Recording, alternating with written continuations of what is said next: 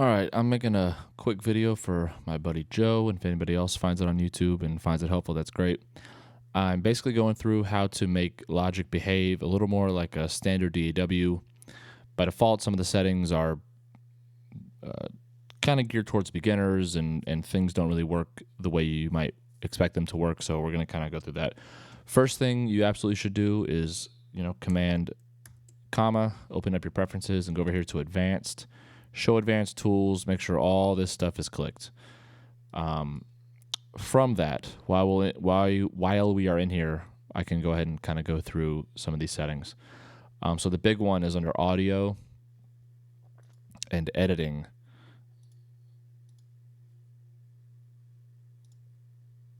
I'm sorry, General and Editing. Jesus, we're off to a great start. This Marquee Tool Click Zone and Fade Tool Click Zones, I would highly recommend you have those clicked. I can go over what those are in a second, but I would highly recommend having those clicked. Let's see. I mean, there's a lot of stuff. I mean, I pretty much have gone through here and kind of, some of this is personal preference, but I would kind of just go through here and see what you might want to have clicked and unclicked. That doesn't sound like great advice, but track colors and stuff. I mean, this is all personal preference. And for my buddy Joe, I mean, a lot of this stuff you know what you want and what you don't want. But those are the big ones that I would change by default. Then the next thing I would change is this toolbar. By default, doesn't have a lot of the sort of information you might want, specifically in this LCD panel. So anywhere up here, click Customize Control Bar and Display, and this is going to give you this whole region up top, right? So you're going to have your transport, your LCD, these buttons over here. All of that stuff is going to be listed. So I like to have, this is again kind of personal preference of what you might want and not want. Like if you're not doing guitar stuff, you might not want a tuner. I use it all the time. Even things like, so go to beginning on the transport, you could have that clicked, but that's a key command, that's enter on the keyboard. So I don't really feel the need to have that. But you can come through here and figure out what you want. I like to have this MIDI activity. It's kind of nice for idiots like me who don't play piano. It'll tell me what chord I'm playing dynamically. That's a fancy one. And when I'm done with that, I will come through here, like master volume, right? Like, what the hell you need that for? That's just your master fader. It's just taking up space.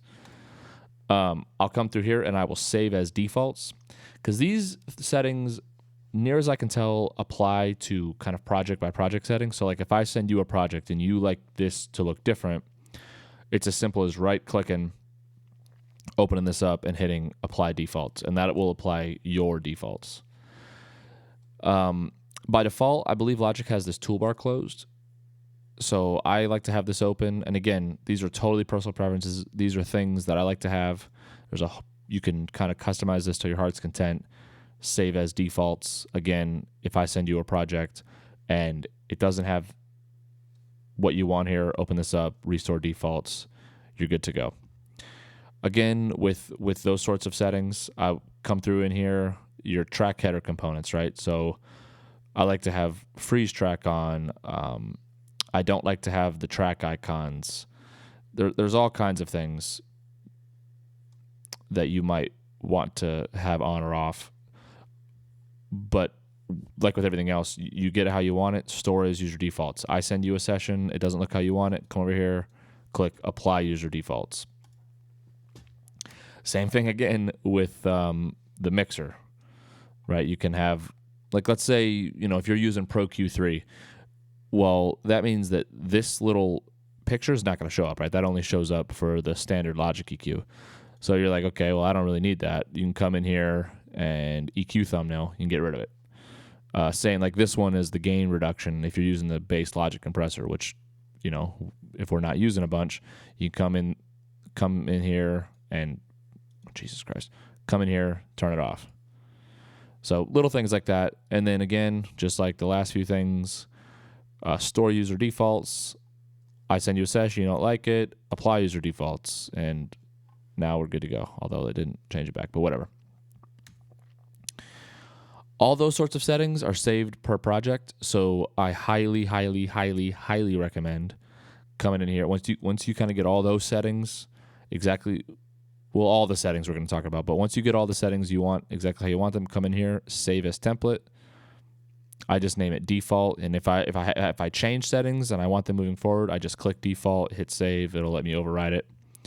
And then my base logic behavior, I come into the general settings, project handling, and I have it as select template as my startup action. So, if I want to open a specific session, obviously I'm going to, kind of go right to it.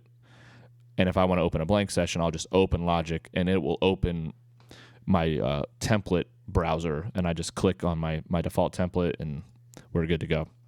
I have this template set up. Now, this is kind of, if anybody else is watching this on YouTube, this isn't probably going to apply to you, but I have my template set up to have all my routing for the virtual audio cable to get to Zoom and all that kind of shit. I have that. That's all here. So every time I create a session, we're good to go. I have, my TalkBack solo safe. I have all this shit, I don't need to walk you through that, but I have that in this session as well. So it's always there. What else? Okay. So I was talking about quick little key command, by the way. If you hold down Control and Option, it brings up this little zoomy situation, and you can then click and drag and zoom in on whatever you want. If you want to get back to where you were, those same two keys, Control and Option, just click anywhere, and it'll go back to where you were before you zoomed in. The little quick, the marquee quick tool and the fade quick tool. So the marquee quick tool, the marquee tool is one of these drop-down tools you can have. I think it's the most important of all these. So by default, you have to hit Command to get that second key, or to get that second tool. What the marquee quick zone, whatever the hell it's called, does is if I go to the bottom of any track lane, I get my marquee tool automatically. So that frees you up to kind of make this, like, I don't know, whatever you want. The glue tool or the scissor tool or whatever, the pencil tool, you could kind of have that as being something else because you were always going to have your marquee tool. I don't really know Pro Tools. I feel like this is kind of how I feel like being able to do, the marquee tool is kind of your quick. I can quickly cut a region. I can select, hit enter, or I'm sorry, I can not enter. Don't do that.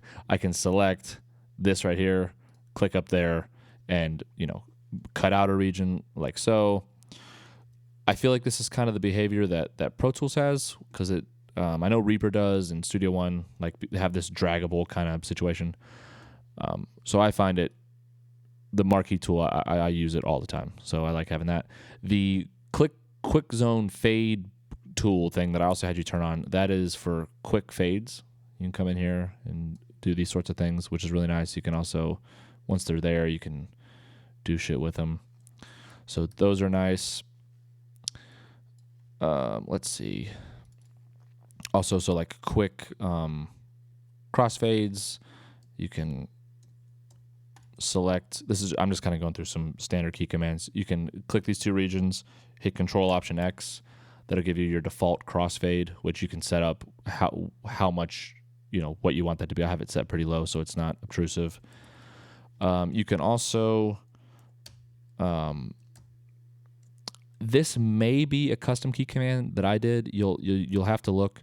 But if you want to have a custom fade, a custom crossfade, like a custom size crossfade, again, this may be a custom key command, but I think it's default. I hold Control and Shift, and I drag, and that gives me, so, I could make the crossfade massive or whatever you want to do.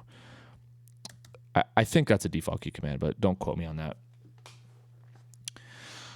All right, we're going to zoom out here. Other things I have, so by default, Logic just sort of plays. and then you pause, you hit play again, and it plays from where you hit pause.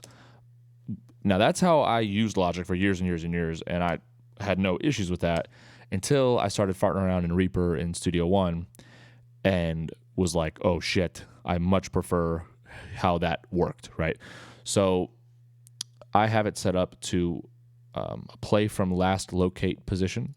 So now I hit play, pause, it's going to play from bar 9 there. I find that to be much more useful. You can also have, obviously you're going to want to have play from cycle on, because I don't know what purpose you would want to not play if you have turned cycle on, why you wouldn't want to play from it. And then play from marquee selection. So if you do play from marquee, you hit, click a marquee, hit play. And these are in sort of descending, it's descending orders of importance. So Logic's going to look, okay, do you have a marquee selection? Yes or no? If you do, it's going to, so like, let's say I have my cycle region on, but I have a marquee, it's going to play from the marquee because it looks for that first. If I don't have a marquee, it's going to play from the cycle. So even though I started here, like it's going to go over here. But if I don't have any of those things, then the last order is play from last sort of start location. So again, you can customize that however you want, but just know that they have these drop downs. You can also do play from selected region. I forgot I did that. That doesn't really seem all that helpful. I feel like I would just get in a mess. I would click a region. I would want to play over here, but I have some region selected. So I don't like to have that on, but you might. So it's there. Another thing, I like to have auto set locators for my cycle region. This is, I bitched. I was like, oh, Logic doesn't do this cool thing that Studio One does. Well, it does, and I was an idiot. I have my auto set locators to my marquee selection and region selection. So now, right, I have this region selected. Well, let's move the cycle location. If I select this region now, I select this region. Now that's where my cycle locators are located. If I drag a marquee selection, automatically puts my cycle region there. That is like wicked nice. There's key commands for those things. I think you were telling me Command U or whatever, but I'm an idiot, and I like to try to as many things as I can just have happen and just do without having key commands. It really gets me quite aroused. So last couple little things. By default, this is set to snap regions to relative values, which is that sort of lame-ass thing where if a region is like, one sort of 2 or 3 ticks past a beat, and then you want to snap to a beat, it won't snap to the beat when you drag a region. It'll sort of be relative. It'll be 2 to 3 clicks past that beat as you're dragging it. I hate that. I'm sure there's a reason for you to want it to do that, but by default it does that, and that's not. I want it to be snap regions to absolute value. So, I set region snap to absolute value, and I come back here to to beat as my snap value. So I zoom in here. It's going to snap my region. Okay, so this is a great example. This, you know what? I'm going to show you the difference. So when I am on snap to relative, I have my snap mode set to beat. So, okay, I want this region to go to that beat, but it won't. Oh, that's the damn fade. It's going to go like the same distance from a beat as it was before. But if I zoom out here and I come to snap to absolute value, I'm going to be able to snap it to that 3. Boom. And now, boom, boom, boom, right? So that's how I like to have that set up. And obviously, you can change your... I typically leave this on smart because it's pretty good at kind of figuring out what I want it to do. But, you can set that however you want. I like to have my drag mode set to crossfade. So if I have 2 regions and I drag them on top of each other, it automatically creates a crossfade. That's, I guess, personal preference. But again, these are all things that once you get them saved how you want, create that template, and you'll be good to go. I think the last thing I probably need to talk about, Except, well, I didn't do a very good job of going through the preferences panel, but I guess that can be a whole nother video. The last thing I'm going to talk about is somewhat specific. Well, I guess it's not that specific. I guess a lot of people in Logic might do this, but so let's say, we have an aux channel and we control T to make that a track, right? See, fuck me, I just tried to drag it. So we can rearrange our aux channels. I remember the other night we were on, Joe, and okay, so we make our aux channels small, so they're just kind of out of the way. Well, the sort of downside of that is when you create a new track, it makes it that same size. Unfortunately, there's no way to avoid that. However, there's a quick, once it makes it, whatever's, obviously the track's already going to be selected, but this key command applies to any track. You have it selected, you do Control, Option, Command, so it's, just all three of your modifiers, delete, and it'll make the track your sort of default track size. So this also works like if you have this track and you have it fucking massive, you come in here, Control, Option, Command, delete, boom. So again, I wish that behavior wasn't in Logic. I wish you could just move aux channels in Logic, but quick little workarounds, not the end of the world. That should be roughly it for now. Coming from Pro Tools, you might want to know about clip gain. So, like, let's say this obviously isn't. Let's say this was an S, and I wanted to do, we clip gain it. So, you would select your S. It's going to be your region, not your track, but your region. Your gain is right here, so you can drag that up and down. So, not quite as elegant as Pro Tools. It being, I believe, correct me if I'm wrong, but in Pro Tools you can do it like right from the region. Not quite as elegant, but not the worst thing in the world. So, I know I've said that's the last thing about 10 times. I think that is the last thing. I think we are looking good. So, if I think of anything else, I'm probably going to make a whole nother video kind of going through all my settings in here.